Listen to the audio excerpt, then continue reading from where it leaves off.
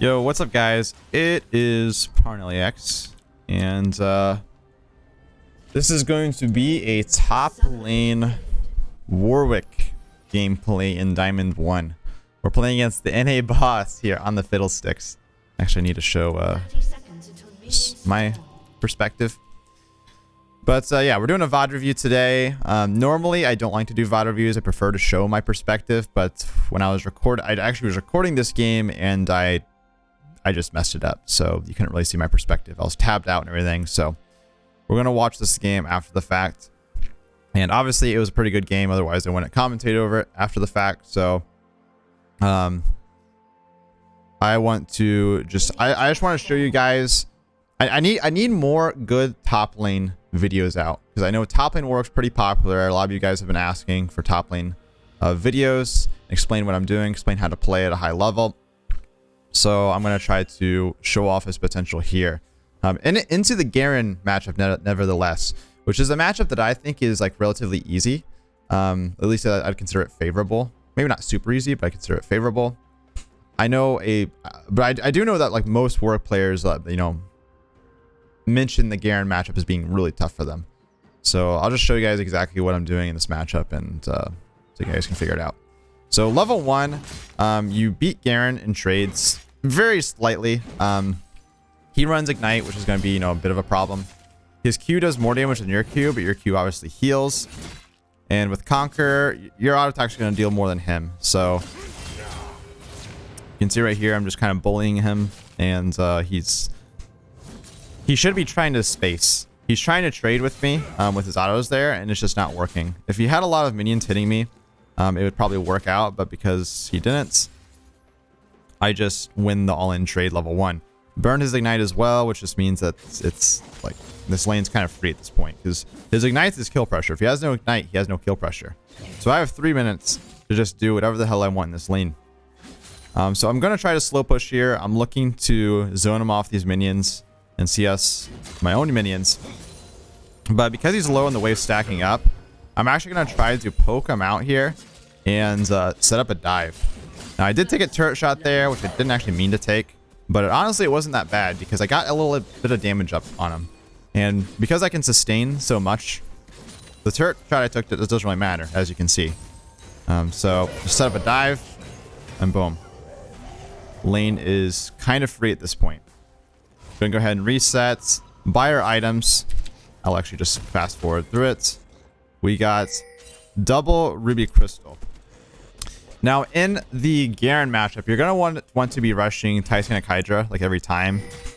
You don't want to go Bork, because while it does give you a lot of kill pressure over him, he can just one-shot you. If you ult him, you're not gonna one-shot him. He's gonna silence you, spin on you, ignite you, press R, and you die if you go Bork. You need to have some health. You need to have some health so that you sustain through his burst damage.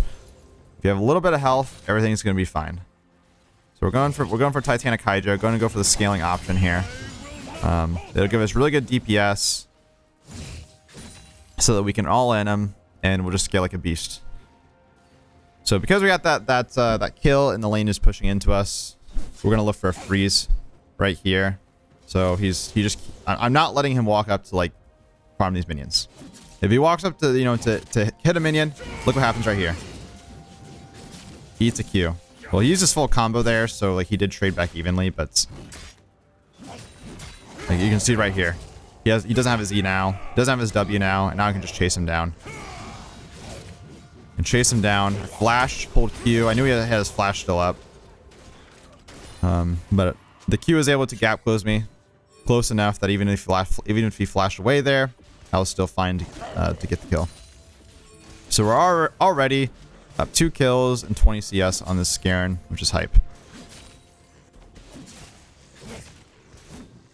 We're gonna just mess up our CS, all according to plan. All according to plan.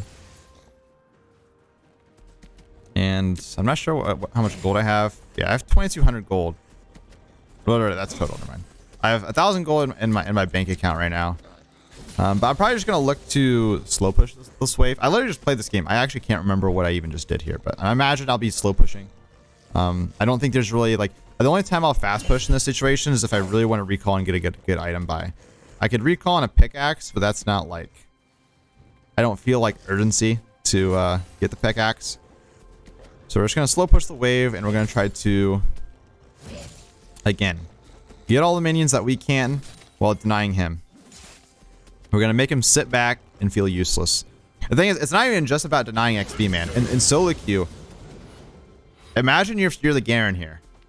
Like, even if you're not he's not actually missing that many minions, having to sit back under your turret for like a full minute feels terrible. It's tilting, right?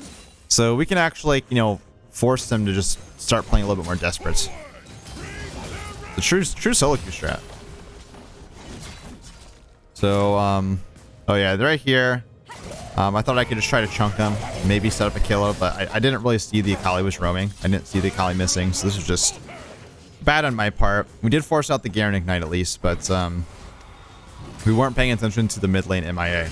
Very, very important thing about Warwick and the top lane is you need to pay attention to where the jungler is and where like the mid laner support is. You need to make sure that you're not going to get ganked. Warwick's weakness in the top lane is getting ganked. In the 1v1, you're crazy OP. The issue is dealing with ganks. So you got to make sure that you have good map awareness. Right there, I got punished for bad map awareness. And it just puts you really far behind. I'm still up like, you know, a ton of CS on this Garen. So it's fine right now, but if I like die again, that could prevent me from just snowballing the lane completely. And that is an issue. So we're gonna actually catch this wave here, and we're gonna catch it, and we're gonna pull it out so we can just freeze it. We can force freeze this. Warwick is one of like the only champions in the game that can like, I guess, reliably force freeze like this, just because of his sustain so broken. So we just pull out the wave when it should normally crash, and yeah, like watch Garen's in base, but he's just these minion waves are just melting away. I'm gonna try to thin it out a little bit, but we'll pull it back up to the bush so the minions kind of run in this direction. If they're down too low, they're gonna eventually, you know, walk into the turret. So I don't want to make sure I don't do that. Oh, don't let them do that. Yep, these minions are just melting. Garen's getting zoned, and when Garen comes back to this lane right now, he's just not gonna be allowed to play the game. Watch, he walks up to try to you know, kill a minion. But I'm able to trade back, and he tries to full combo me and kill me, but I use my ultimate just to sustain, and now he has nothing. This guy has nothing. I'm really low on health, but he has no damage, so like he can't do anything to me. We can just all in him right there, get the kill, and I think we're probably going to look for a fast push here and recall for our Titanic Hydra. I don't know how much Titanic Hydra is. I think I actually have it right now, actually. I think it's like 1125 or something like that. 1175. But I obviously need to shove in this next wave so that my wave's not in a poor spot. I want to push it all the way in and then reset. But what ends up happening here is kind of weird. Graves has Herald, and he's looking to pop the Herald to get plates. This is really not the time to do it. And we can see right here, he's getting collapsed under the Akali. So I was going to try to recall, but Akali's fighting him, so I'm like, all right, I gotta protect my Graves, make sure he doesn't die. Akali doesn't chase, and I figure, well, I know he still wants to drop the Herald, so I'm just gonna go ahead and just push this in, and we should be able to just, you know, just get the Herald in. But I want to stay close to the turret here. So technically, I shouldn't stay close to the turret here, but I kind of want the gold. I want to split the gold. I don't want this all to go to Graves, because I trust myself to carry, and only myself here. If Graves is doing good, well, I guess he was doing all right. But I'm really OP versus enemy team comp, so I know I can carry with a lot of if I have enough gold. And right here, Akali's really fed. She's 7-1, but after she uses her ultimate and ignite on Graves, I'm like, well, I can actually probably kill her here. And kind of bait her in, and yeah, we get 1k gold in the bank. 900 to be exact, but that is a recipe for carrying a game right there. Up 45 CS. I'm literally double Garen CS right here. Got a 1k gold bounty, got some plates. I have 3k gold I'm going to recall on. And then there's also another plate I can get right here. Gonna proc the demolish, and we're just gonna walk away and get a little reset here. We get Titanic Hydra, we get Bomby Cinder, and we get CDR boots. And then right here, oops, right here, Garen Graves forces out Garen's flash before I get back to lane, which is nice. So we're going CDR boots here just because plated steel caps are obviously not that great. They don't really have any auto attack based champions. Like Samira doesn't even auto attack that much for an ADC. Merc treads are honestly fine because they do have a lot of CC with Fiddlesticks and Nautilus, but I think CDR is going to be a little bit better this game. Plus, it gives me a really nice recall. It gave me enough to... I was able to get a Bomby Cinder along with my boots, which is nice. So when you have a lead in the top lane here, what you're going to want to do is... well, when you kill the top turret, you're going to want to look for counter jungle. You're going to look for, like, you know, objectives. Maybe take the Herald. Maybe rotate the Dragon. Force a fight with your team while you're ahead.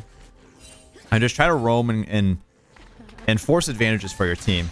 Right here, I'm trying to roam mid and make a play happen. But, you know, Kali's kind of broken. And then I see right here, yeah, I see right there on the mini map that Fiddlesticks is around. So while Silas is recalling, I'm going to shove in this wave. And normally I would look to kill this Akali. But because I know Fiddlesticks is clearly over, he's clearly over the Raptor wall here. Clearly. I mean, just... You know, yeah, he was close to the Raptor wall. So clearly he was around there. So we're just going to go ahead and go back top lane and farm this lane. I did make a couple crucial mistakes this game, and I'll explain that when we get to it. But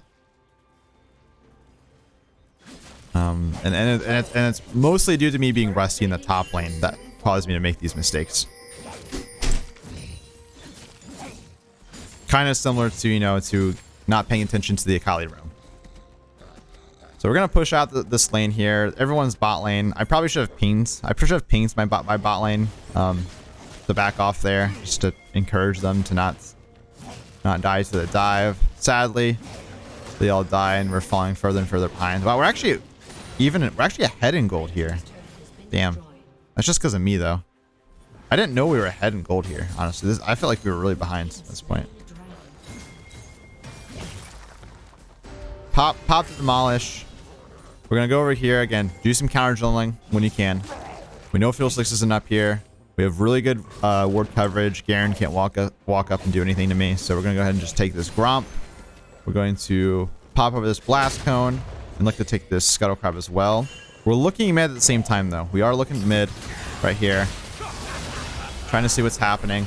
Silas gets a kind of just a kill out of nowhere there. And I'm looking to recall, but Garen comes up here and interrupts it. So, kill the ward. And my team starts fighting, so I'm like, well, screw it. I gotta, you know, make it here. But everyone just kind of dies. We get a triple kill over to Samira, which obviously isn't ideal. Oh, and I think I mess up big time right here. I mess up big time. This looks really bronze. But I wanted to ult through the fear there. Here's the thing. I wanted to ult through the fear.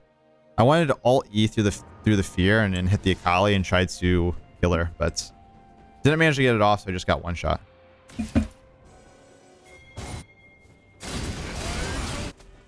Okay, let's see. We got our Sunfire, which is really, really hype. And I think this is where I start to... This is where my mistakes are very clear here. I keep running top lane now. I'm very strong. I got 3 items. I'm like the most fed person on my team. And I'm really strong into the enemy team comp in general. I think that our team can honestly fight their team. It's a little tough, but we can definitely make it work. So I think I should just be grouping here. I should be grouping with my team, forcing an advantage. While Garen is top lane, I should be grouping with my team and trying to make plays here. Instead, I'm out in the side lane, and we're not utilizing the advantage that we have, which is me. I'm just 1v1ing the Garen and kind of like farming away, but it's not really amounting to much. Sure, my teammates shouldn't be, you know, getting caught, but that's kind of the point though. In solo queue, your teammates are always going to get caught doing stuff like this. So I need to be doing more grouping. Oh, and this was horrible. Samira had a 700 gold bounty, or 800 gold bounty. I went for the Fiddlesticks instead. Under the turret. I followed his flash. Sadly, he had a stopwatch as well, so it was kind of unlucky, but I assumed that Graves was going to have the, have the Samira there. But he did not, and that went, that play just went absolutely just horrendous. Just downright horrendous. That play could not have gone worse. But yeah, right here, you can see I'm looking to do some grouping now. And honestly, I thought we were getting smacked at this stage. I mean, it's 24 to 13 kills, but the gold difference is only 2k, which is not too bad. But I'm looking to group. This dragon's coming up here soon. And, oh yeah, we just saw Fiddlesticks. And for some reason, Silas is trying to fight here. So I'm running away because Fiddlesticks is obviously going all over the wall. So it's like, this is like inting. I was like so confused. So confused there. Good news, Samira was kind of split from the team. And we were able to punish her. I'm trying to like, notice my positioning. I'm trying to stay away from, I was trying to stay away from the wall so that Akali couldn't ult over the wall to me. Sadly, everyone gets away. I actually queued the Fiddlesticks over the wall, which was kind of funny there, but yeah, that was a pretty bad fight for us. I did get a big bounty, which was nice for me personally, but it was not looking too hot. So notice how objective bounties kick in when there's a 3k gold difference. Something to keep in mind. Objective bounties come in when there's a 3k gold difference. And you just see me, I'm really strong, so I can take these guys on. Wait, did Samira? She had her ultimate up, but she just spawned. Sad. Sad. Yeah, I was like wondering why she ulted so late, but it's just because she literally just spawns. But you see, we got double MR because we're building into Gargoyle stone plate. Got it now. Gargoyle stone plate is so broken after you have Titanic and Sunfire. It gives you a ton of resist, some haste, and it gives you a super barrier active. Like, your active is literally just super barrier. We're gonna take it. Right here, I feel like our team can't really like group and win a fight. So I'm going to the side lane and I'm trying to get this turret here. Arguably, I could maybe argue that this isn't the best play to make, but it kind of worked out here, as you can see. I'm just over here in the side lane. I want to get this objective bounty on this turret, and I think maybe I can potentially kill the Garen. So I'm gonna try to like whittle him down a little bit. And right there, after I did that damage, I'm like, you know what? I can just dive him. I got my Gargoyle Stone Plate. I can gargle his ult, and I just ult him, kill him, pop demolish. And I'm gonna go ahead, get this objective bounty, shove out the wave, and I'm probably gonna look to recall afterwards. I'm trying to see what's happening mid here. Yeah, my team's actually looking for a pick on the Samira, while I was looking for the Krugs. So because they were looking for that, I decided to start rotating mid in case the fight broke out. But somehow, like, I don't know where anyone in their team is. I have no clue. I don't know. Like, we don't see where any of them are, and they obviously can't be on Baron because they don't have damage on Baron. And we see right here, clearly they are. We're looking for like a flank play here. And I remember, oh, I make a big mistake here. It's not the flash. You can say I still killed the Fiddlesticks. Got lucky right there. Well, that was my first mistake, was missing the ultimate. But I also had my Gargoyle Stone Plate on the wrong key, so I wasn't able to use it. I still probably wasn't gonna be able to kill the Akali there or anything like that. That's because the Garen was coming. But it's a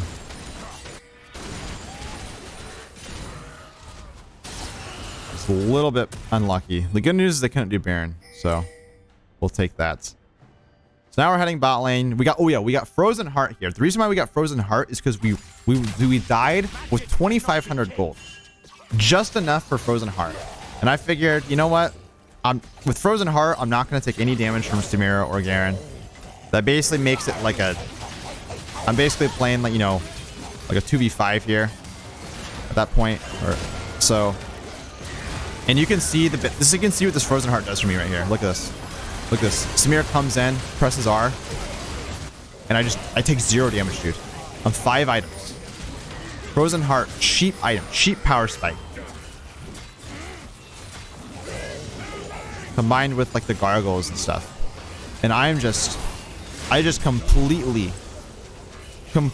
turned this game around. By myself right there. Like, I am just massive. And now we can take the dragon, deny the soul. I can push out bot lane, and we can probably look to set up for a Baron contest here. And people say all the time, Warwick falls off. He's an early game champion. He sucks late.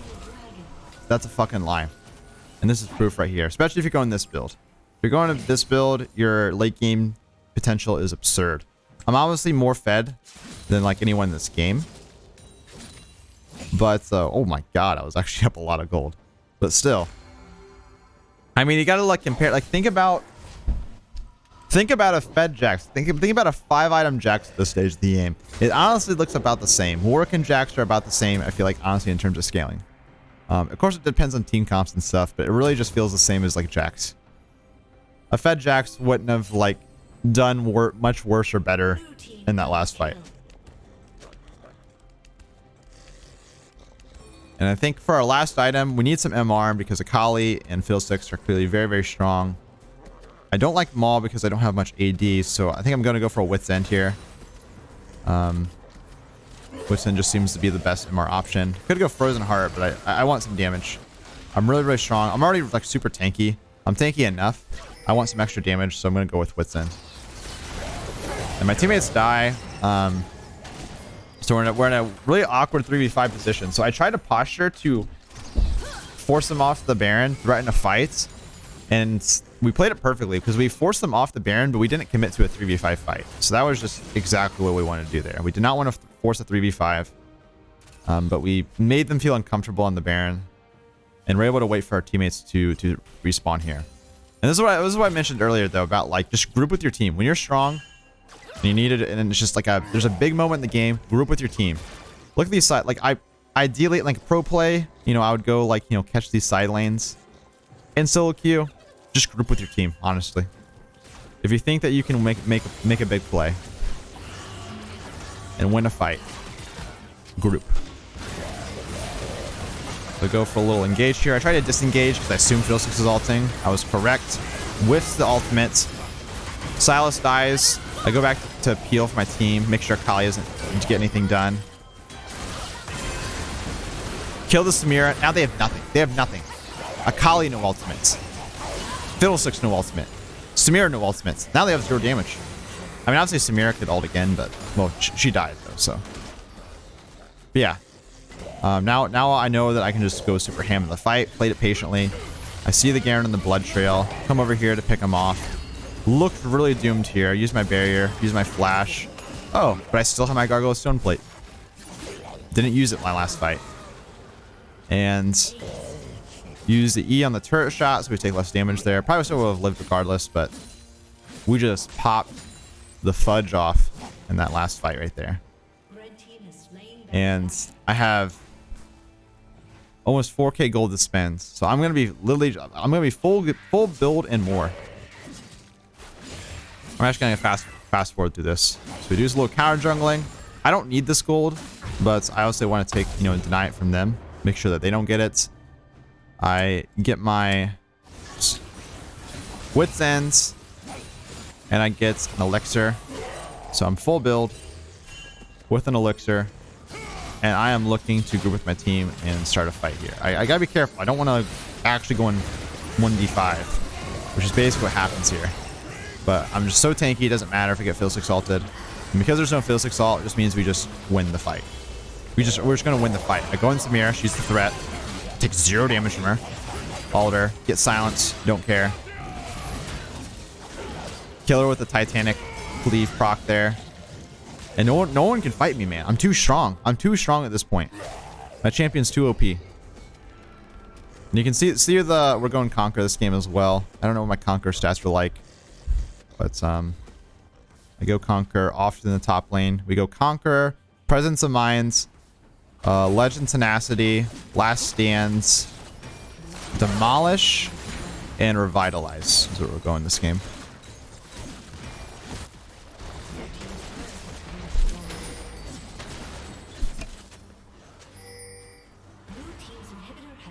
And now we just are going to go ahead and... Well, I'm going to shove out this bot wave, get this bot turret. Again, I don't need the gold, but I just want to apply some pressure, kill some turrets. I'm going to push out top lane here. My jungler gets caught out. So I'm just going to push out the side lane and try to wait for Graves to spawn. My team gets kind of caught out again somehow. But I'm like, well... They just used, like, you know, a lot of, like, Akali just used her ultimates. Fiddlesticks has no ultimate, so I know that's a free kill on the Samira. We just run straight there. And because Samira's dead, we can just push 5v4 here and look to win the game. I sold my Frozen Heart, by the way, for a Death's Dance. It's a more expensive item, but I had plenty of gold to spend, and I think it's just better than... Frozen Heart in this late game scenario. Makes me literally impossible to kill. And this is going to be Exhibit A. This is going to be Exhibit A, B, and C right here. Use Stone Plate on the Garen ultimate, so I take 0 damage from it. I'm tanking 2 turrets. Tanking 4 enemies. But I just don't care. Because Warwick just falls off too hard, guys. Warwick just falls off too hard. I don't know. The champion just sucks late game. Sad. Just, you know, like my teammates say, we have no scaling, just FF at 15, right? So, he just falls off too damn much. And we win the game. Boom. Peace late.